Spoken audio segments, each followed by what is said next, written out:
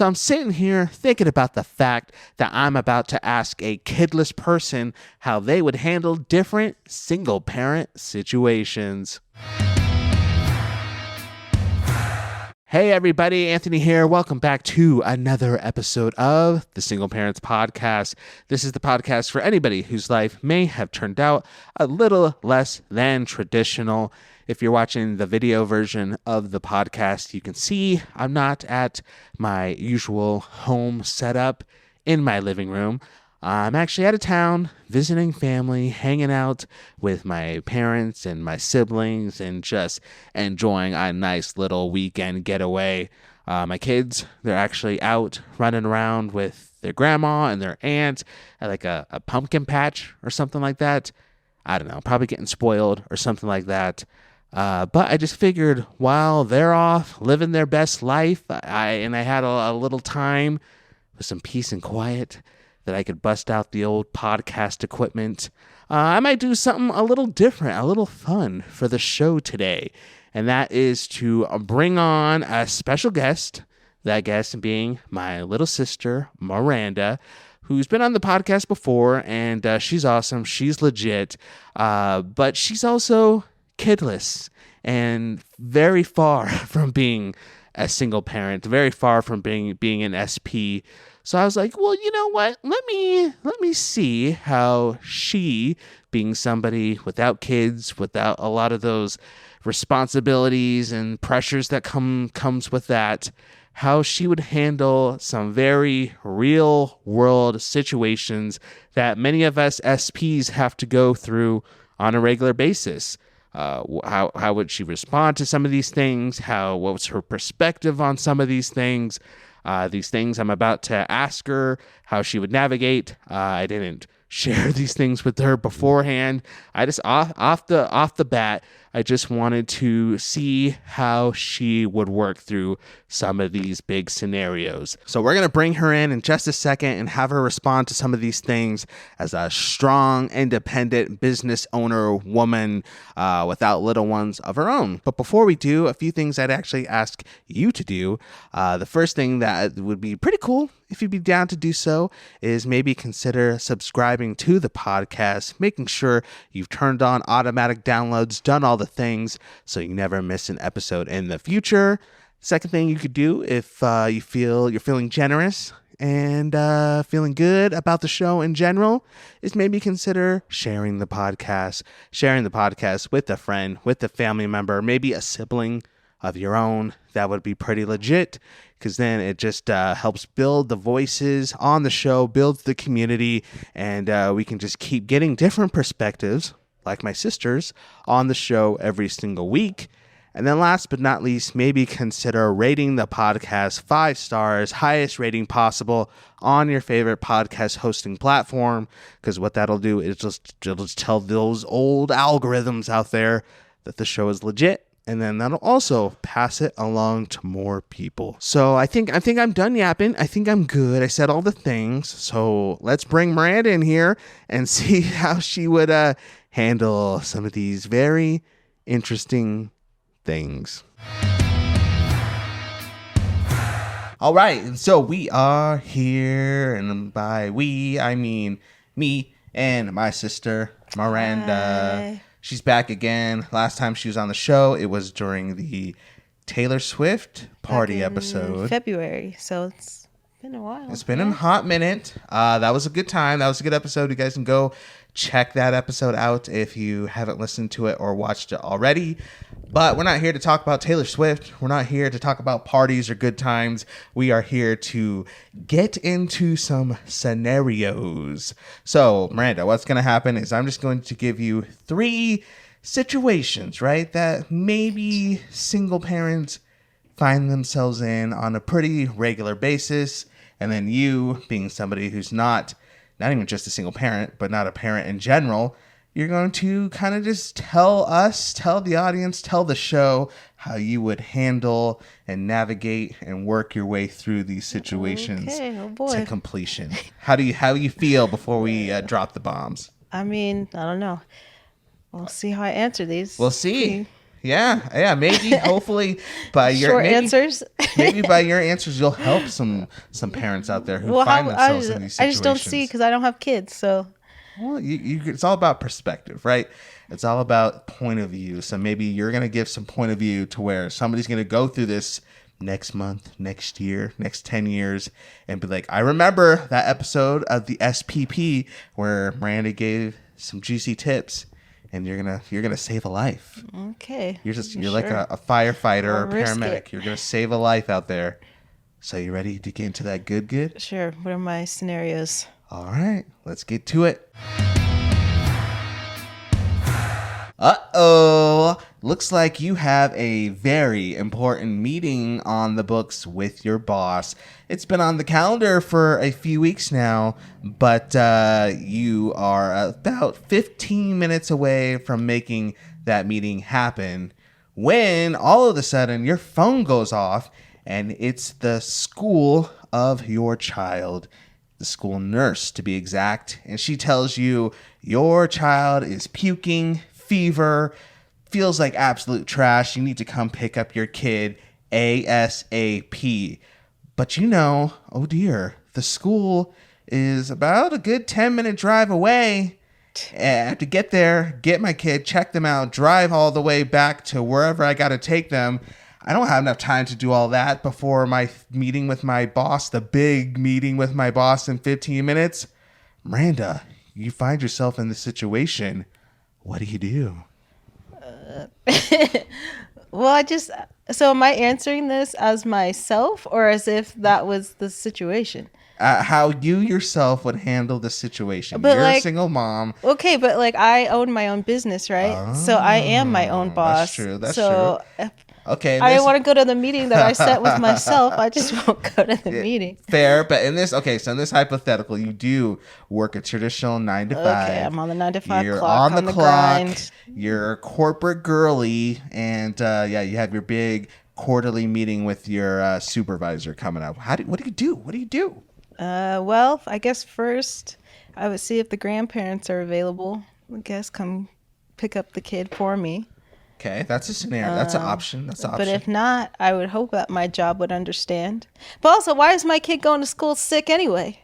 Hey, you know what? You thought maybe that before school they were fine, that maybe they were complaining a little bit, but they always do that, especially on a Thursday.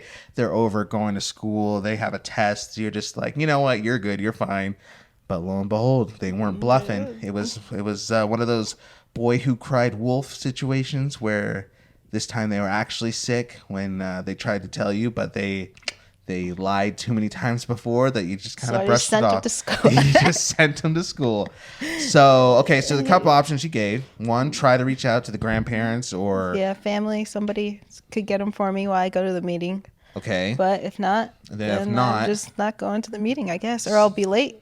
So you would just... Okay, so you have the situation, say...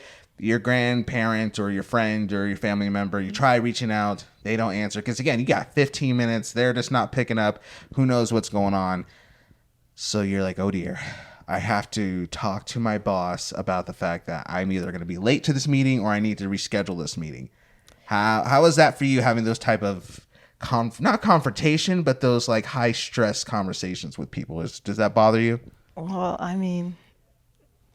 I don't know, because I work by myself, so I guess it's just harder for me for this scenario because, I mean, I would hope, like I said, if I had a job like that my boss would be a little bit more understanding and flexible and know that I have a kid and that they would understand. Plus, there's so much technology. I could just zoom in, right, and just that's an option. Mute my face or mute myself so you don't have to hear my kid throwing up in the background. But I feel like there's so many other ways now that you can be a part of a meeting. Like, you don't have to be physically there. Like, what's the point? All right. Well, hopefully your boss is old school and be like, no, in my day, we have meetings in person, not over Skype. Then sounds like a good job anyway. I don't want to work for you. All right. Let's just pretend. Let's pretend that you have to get up from your cubicle or your desk. Ooh, yikes. I'll be the boss. I'll be Mr. Johnson. all right, I got the books and the reports and the budgets and blah, blah, blah, blah, blah, blah. And you got to walk to my office and you got to tell me, hey, knock, knock, knock. Hey, Mr. Johnson, I know we had a meeting, a 2 o'clock, not 2, school might be almost out by then. They could just hang out in the nurse's office at that point. A 12:30 meeting on the books. But this situation came up. So let's role play. I'm Mr. Johnson. I'm at my desk, crunching the numbers, going over the expense reports, and you knock on my door. Go ahead. Expense reports. Knock, knock. Yeah. What's up, Miranda? How's it going on? I'm just finalizing these numbers. Our meeting's not till 12:30, right? You're a little early. What's going on? Yeah, I gotta go. My kid's sick, and they need to be picked up. And your kid's sick? You gotta go. No, this is unacceptable. We need to go over the Ferguson account at 12:30 sharp. What's going on? This is crazy. Well, too bad. I'll use my sick time. The sick time I've accumulated working for you. I just need people who are team players. This is ridiculous. Sick time. Didn't you use sick time last week? I know that was you, Mr. Johnson. Oh, well, I had a hernia, so I had to. But that's because I built this company on my back in 1943, delivering newspapers in the snow, and then I turned it into this media empire. I guess that's where we work now. And yep. I just need everybody, all hands on deck. This is all hands on deck. Yep. So you're not going to be there. I'll have someone take notes. So, okay. Well, this just I just don't think this is. I don't know, Miranda. This is just unheard of. Nobody else has ever said this to me before. Everybody has been at the meetings on time. What's going on? Gotta go. You gotta go. By the time we're sitting here talking about this, I could have got my kid and been back. Okay. You know what, Miranda? I like your gumbo. I like your moxie kid. You took a lot of guts to come in here and talk to me. Maybe nobody has talked to me like this before because nobody has had the courage to stand up to me.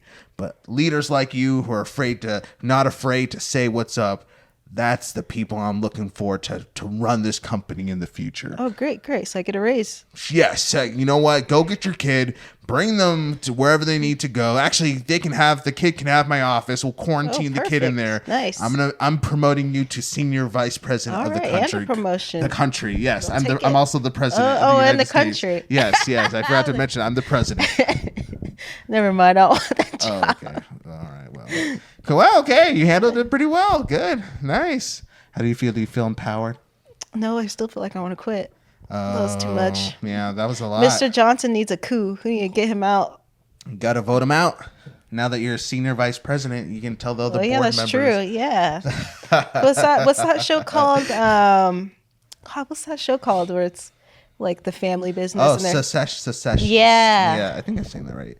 Yeah. Okay. So you handle that pretty well, but on all joking aside, that is a very serious, sometimes serious, but a very real situation a lot of single parents find themselves in, is the tension of having to be in two places at the same time, really, because we have stuff our kids really need us to do, but we have to work. And for some single parents out there, I know, again, we're kind of joking around, but they just don't always have the option just to quit their job or say, forget this, I'm leaving, because as we'll talk more about in the episode, sometimes when it comes to money, you just got to do what you got to do to put food on the table. So just interesting. Sometimes we have to almost feel like we wish there was multiple versions of us to do all the things that need to be done sometimes. But I'm sure that's for a lot of people, not even just single parents. I think it'd be helpful in general for a lot of us as just people if we have duplicates of ourselves, clones running around. Robots, yeah. The future. Uh-oh. Looks like you found yourself in love. Okay, well, that's very... Yeah, you're like already unbelievable. That's definitely in the This dream. is already a fictional story. But you found yourself smitten over the perfect man in your case. He has everything. Bucket list, checklist, all the lists, grocery list, laundry list, all the lists. He's checked off every single box. You were like, man, this is the guy I've been waiting for. Disney has based all their love stories off of my romance with this guy. I wished upon a star, and this is the guy who the universe has brought me. This is it. But again, context, you're a single mom. One of the I show. still have So these you still have kids. this sick kid that you just picked up from school. The Same kid's kid. better. Same Jeez, kid. Johnny. Johnny's better now. He's healed. And now you guys, you're the senior vice president of the country, and you're making money. And you fell in love with this foreign diplomat, Jean-Claude. And Jean-Claude, he's all French. good. He's French. He's the whole package, except for the fact that he has come to you one night at dinner. It's just you two. Johnny's at his dad's house. And he says to you, Miranda, Maria. I'm trying to do a French accent. That's like a I'm trying to do a what's French that, Canadian? accent. Oh, mon chéri, Miranda, my love, my amour. That sounds like Creole. I'm trying. Basically, he says, I love you, I cherish you, I want to be with you, except maybe we can just spend time together and be together and form a relationship together during the times when you don't have your kid, Johnny. Because I like you. Right now? I like you, but I don't necessarily want to be around when Johnny's around. I'm not looking to be So a he stepdad. wants to be what's that called, a booty call? Sure, if that's what you're going to say. He basically is saying, like, I like you, but I don't necessarily want to be around when your kid's around. So you hear that. Obviously, proud mother, not ashamed mother. You love your kid, Johnny. But you see this guy who you're like, oh, I thought we were going to form a relationship, a lifetime bond with. But you're telling me you only want the part of me that doesn't come with my son. What's your response to old I Jean-Claude? guess that's their last dinner, isn't it? Oh, He has you're to done. pay. You're just done, huh? Well, it's just why. Obviously, if he doesn't like my kid, why Okay. would you don't like me that much then either? Ooh, boom. There's the clip that we're putting on TikTok. No, That's like I good. understand if you want like every once in a while, just like one-on-one time. But if you just don't want the kid, that's an important part. Like that's part of you is your Yeah. child, right? I don't know. Yeah. I would think so. Yeah. You grew you it. think so. You would think if we talked about this on the show before, but dating people as a single parent, you would think that well, I guess I'll ask you this because we talked about, again, some of this stuff on the show before, but your perspective. So let's, again, hypothetical, you're a single mom and you're putting yourself out there.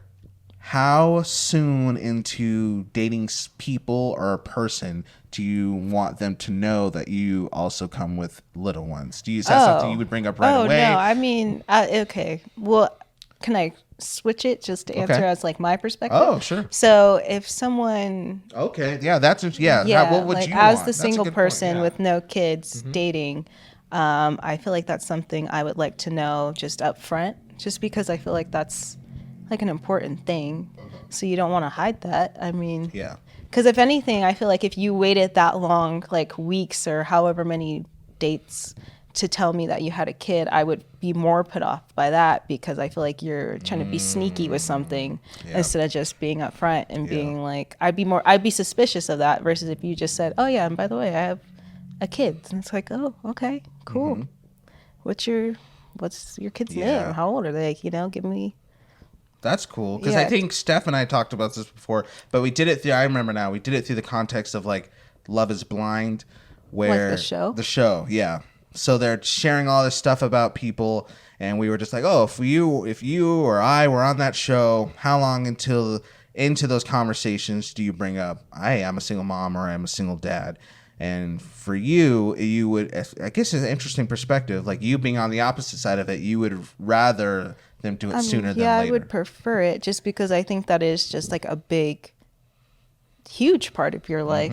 So yeah, I would just think, why did it take you so long? Like, what are you trying to hide? Like, yeah, that would just, I don't know, like I don't know what the kids call it, beige flag. Like it would be a red flag, but it'd be a beige. Like it's like I'm kind of hesitant on that versus if you just put your cards on the table and just tell me up front, and then that way I can. You can decide for yourself. Yeah, you can assess for yourself. But in this situation, though, so you are the single parent. If you heard Jean-Claude say that to you, you'd be like, you know what, we're done because it sounds like you. Wait, who's ending it? Jean-Claude or me? Well, Jean-Claude wants to continue. He just doesn't want to be around your kid. Well, that's his fault. That's his problem. He's fine hanging out with you. And I asked this question because I've had this happen before. I think I shared What, this on the really? story. It wasn't like a long-term relationship. It was like first or second date. And I'm very, obviously, it's my whole brand. I'm a single dad, so social media Wait, you also are? helps with that. Yeah, I don't know if you knew that. Oh, wow. I don't know if have Yeah, I you made have that kids. obvious to people? I'm an aunt. I don't know if I've made that clear enough. Oops. Well, surprise, you're an Wow, okay. aunt. Congratulations.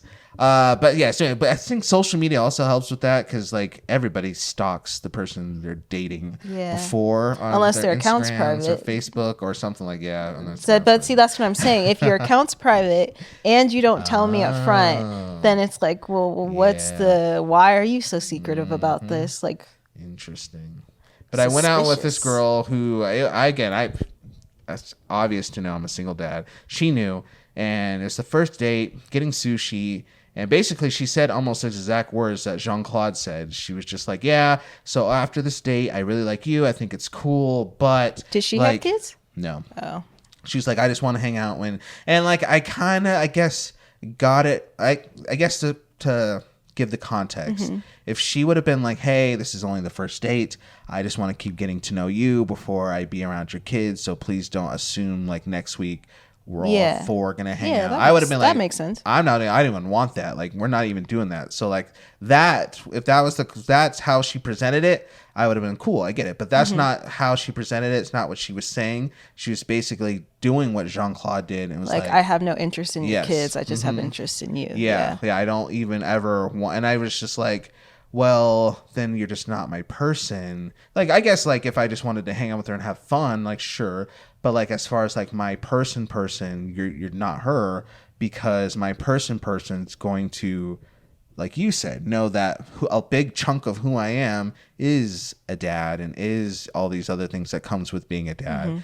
So like my person is going to know that and be cool with that, and maybe even vice versa. If she has kids, like we're going to work together to navigate that. It's not saying it's going to be easy, but my person's not going to say like, hey, that big chunk of you that's part of your reality, can we just pretend like that doesn't exist for the sake of us hanging out? And then you basically live two lives, blah, blah, and all this stuff. So Yeah, that was hard pass. I mean, yeah, but like you were saying, like I understand if it's just like beginning. Like I wouldn't want to meet someone's kid until I knew whoever I was with was serious, because I don't know. I just wouldn't want to be just someone in and out of someone's life. Yeah. Kid or not, I guess. That's fair. Even like their family, I wouldn't want to meet their family until I feel like it's actually worth meeting their family. Yeah. One of my friends, she's a single mom, but has like a 6-month rule. Okay, so I was going to ask you, how do you feel about all those rules? Because how people will be like hard. Like, do you think it should be just determined on like just like the feel and the flow of how it's going? Because I feel like I've known some people where it's like, no, I have like, it has to be 3 months of this, and then at a year it needs to be this. But I'm like, well, then do you really even like? I don't know. Do you even like that person that much if you're doing like the hard set, like at 3 months we're doing this, and at 6 months it's this, and at a year, like, because I feel like if you are in a relationship and you like them, then you just let it go naturally. Yeah. So I don't know. I agree. Like I think having those rules, I wouldn't say rules, I say boundaries. I think if you treat it like a boundary, it's better, because if your boundary is I'm walking into this with the boundary that you're not meeting my kids, you're not meeting my family, you're not doing all these things until we at least work through some of the, and if you have to set that boundary by giving like a 6-month date, then I guess that makes sense, because you're basically telling yourself and making the expectation known, like, hey, this is a boundary, a standard I have, and this is what I'm working to.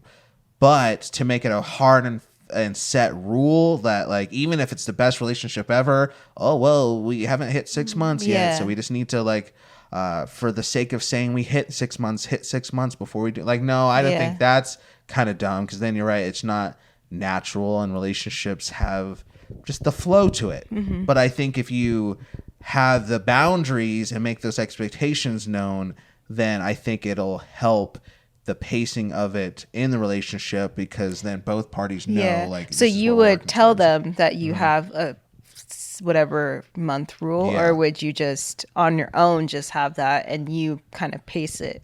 I think I would tell them, not so much to let them know that's what needs to happen, but to like make the expectations super, super clear that like I do want to wait a good amount of time, not a certain amount of time, a good amount of time before we do, like, say, meeting of the kids.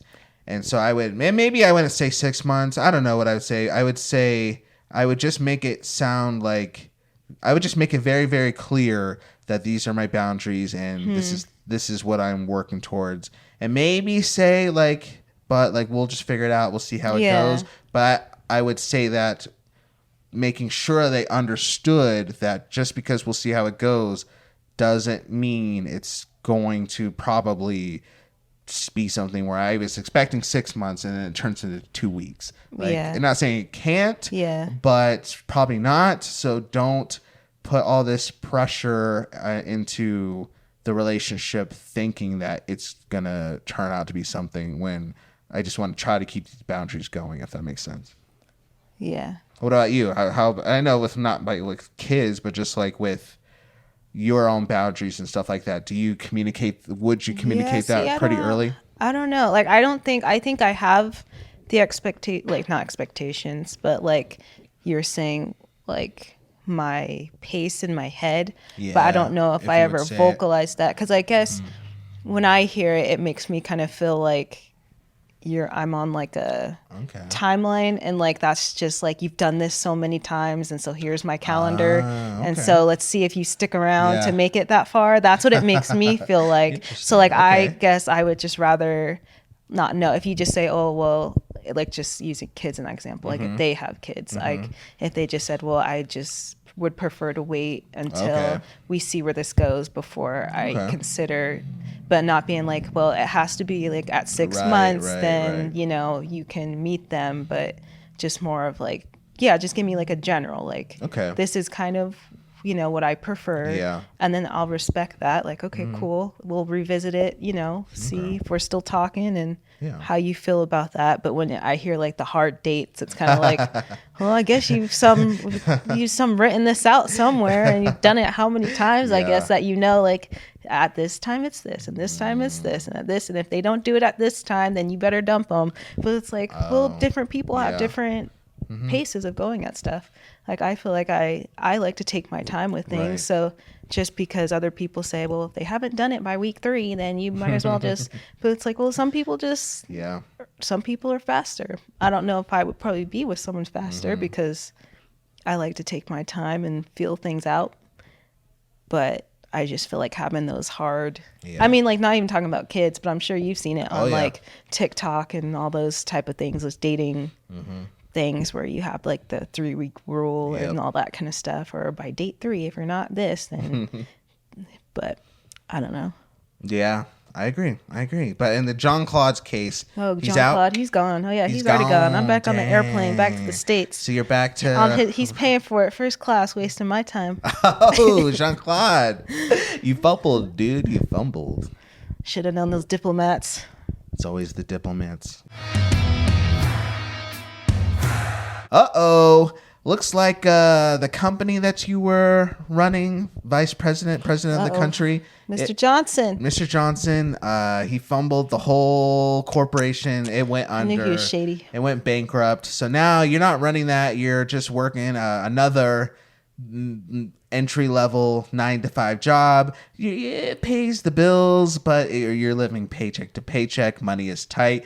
Little Johnny, he's growing up. Jeez, Johnny. Needs stuff at school, needs stuff for sports. So you're making it, but it's very, very, very tight when it comes to money and finances. One day, though, you wake up, you go to the kitchen, and you see your refrigerator is broken. This kid. And never mind. No, not the kid. This wasn't the kid. It was just just he left the door open. I was going to say, how many times did I have to tell him? Your old refrigerator. And you need to figure out how you're going to get it fixed financially. You get the quote to have somebody come fix it, and it's the exact amount of money you have left in your bank. But that money in your bank was supposed to go to paying your phone bill, which is due tomorrow. And if you don't pay it, they're turning off your cell phone service. So you're here with a broken fridge or your phone service is getting shut off tomorrow and you don't get paid for like another week. Okay. What do you do? Well, I feel like I'm pretty, like, not crafty, but I'd probably just get a bunch of ice chests and put my food with bags of ice and hold me off until I can, because I feel like the phone's more important because you need your phone. Especially the kid, because if the school nurse calls you. But the food, like, there's dry food and whatever. Some stuff doesn't even need to go in the fridge. Okay. So yeah, So you would borrow just some ice chests and figure it out until you MacGyver it. You would have to figure it out. Okay. I asked that question again, real world circumstance, because that happened to me over the summer. Slowly, my fridge went out. And I just noticed one day I would put bags of ice in the freezer and slowly they would just start to melt. And I'm like, what's going on? And then one day I open up the fridge and the milk I had in there is all gross and moldy. And I'm like, I think our fridge broken. Thankfully, I rent at the place I'm at now. So all I had to do was tell my landlord, like, hey, like, come replace the fridge. But it took a little while. So it's funny that you mentioned the coolers, because in the meantime, I went on like Facebook Marketplace and bought like a little mini fridge for like $20. Oh yeah, I didn't even think about that. And I told the girls, I was like, look, this is the only fridge we're going to have for a little bit until our new fridge comes in. So like we put milk, juice, maybe some like you wasted fridge space on juice? Well, yeah, they like their juice. They like their apple juice and eggs. And I think that was mostly all we really could fit. So like for a while, no, it wasn't for a long time, but for like a while, we'd be like, okay, let's get some like chicken nuggets. And like, oh, we can't fit that in the fridge. Or ice cream. I was like, you can get like a popsicle, but we can't get big things of ice cream because they don't fit in the fridge. So we made it work. And then now we like last week got our new fridge in, and it's like, oh my god. Wait, you haven't had a fridge since when? It's been a few weeks. Oh, okay, a few weeks. Yeah. We made it work though, and now the girls, I gave them the mini fridge, and they have it in their room, yeah. so See, it all worked out. But so I asked that because for me, like again, I just talked to my landlord. But being a single parent, kind of going back to the first question of like, hey, sometimes I wish there was multiple of me, because when it comes to money, if you're the only adult in the house, you only have single parent income. So things get very, very tight to where you would love to save up and have emergency funds and all these things people say you need to have. Sure, in an ideal, perfect world. But if I'm working a job where it just pays the bills, paycheck to paycheck, sometimes stuff's going to come up to where I'm like, I don't know how I'm going to do this until my next paycheck. Even when I get my next paycheck, I'm not sure how I'm going to be able to take care of this. And so it's a real situation that a lot of single parents have to navigate. So you were just saying, like, if you were in that situation or a similar situation, you would just do what you got to do to figure it out. And plus, like you were saying with Facebook Marketplace and all that junk, there's so many, like you could get like a cheap fridge that somebody's just getting rid of for probably cheaper than it would be to fix it. Yeah. So, or somebody's probably giving one away because people do house renovations and they have like their old, 1990s fridge. Yeah. So like, I think, you just have to get creative with it. But I'd pay my phone bill first and then I'd figure out my fridge. It's just, that's a good, prioritize. Like, okay, what do I need to pay? And then what else can I like, but I think the temptation that comes in that kind of makes some of that harder is like, you really have to like humble yourself, whether you're a single parent or maybe even just like a younger person just figuring stuff out, or maybe just an adult in general, depends. Like this falls for a lot of people, the temptation of like, oh, well, I look at Instagram or social media and I see all these other people buying new fridges and getting new cars. But half the time it's not even their stuff. Right? Half the time they probably just went into a model home and took some pictures. And like, oh, look what I got. Or I've just been reading a lot of stuff of like how many people are like actually like in like huge amounts of debt. That doesn't surprise me either, because they think they have to keep up with something. Exactly. I don't remember what context I was reading, but they were just like, oh yeah, it's common. People have like $30,000-$40,000 of debt, and I'm like me with like my couple of thousand credit card bills I'm still paying off, thinking I'm like, oh, I'm the worst person. I have like $2,000 in credit cards, and people are living like $40,000 in debt. Crazy. I'm like, But that's like the norm. Like that's not even like a weird thing anymore. You're right. Yeah, I couldn't do it. I mean, even now, like I still I think prioritize things that I like. I mean, obviously I have kids, so I don't have to put money towards, keeping them alive. But like there's things that I enjoy doing, but obviously like, I make what I make. Yeah. So instead of having like my phone, like I have like a old iPhone, but my phone bill is cheap because but it works and it takes calls and takes pictures, and that's really all I need. And same with my car. My car's whatever, like it gets me from point A to point B. It doesn't have heated seats or anything, but I like my car. But then I also, with the money that I save from, just driving my car and keeping my old phone, I put it towards things that I actually do enjoy doing or something that I do want. Yeah. But that's just me as a single person. Obviously, when you have kids, it's a different type of responsibility, and your money has to go to different places. Extra pressure. You kind of like roll your eyes when you get a message from the school saying the school book fair is next week. Oh boy, not the book fair. Your kids are coming saying, "Can I have money for the book fair? Can I have money?" And you're just like, "Oh," or sports. If your kids are in sports, it gets expensive. Or like it's stuff just breaks or sickness or even if you get sick, like there's a big thing with living like that to where you sometimes have to tell yourself like, hey, like I literally cannot afford to get sick. Like I know sometimes people say that, but like, no, I literally can't, because if I don't have like pay time off and I have to take time off, like I can't pay my bills next week because I literally have to get all the hours I can just to keep afloat. Yeah, I mean, I kind of get that, not with kids, but with, like, because like I said in the beginning, I own my own business, so it's just me, and I don't have sick time or anything like that. So it's like when I take clients, I have my deadlines, and so, like, there's nobody else that can, pick that up for me. So, like, if I'm not the one working, it's not going to get done, or I'm not going to get that commission from the project that I'm working on. So it's like I have to do it, otherwise that month I'm not going to have any money. So like I don't get to rely on, so when I'm sick I still have to work. Still got to do it. Yeah, that's a good point. But we figure it out. I think just figuring it out, doing the best you can, and I think just like you were saying, just being okay with not having the fanciest, flashiest stuff, and not being ashamed about that. Yeah, who cares? Like, who cares? Like, if you have a fridge, nobody cares. Like you're saying, go on Facebook, say your fridge does break and your landlord's not replacing it, and you're like, well, I would love, because my neighbors have the big fancy Home Depot fridges with the built-in UFOs and all this stuff like that.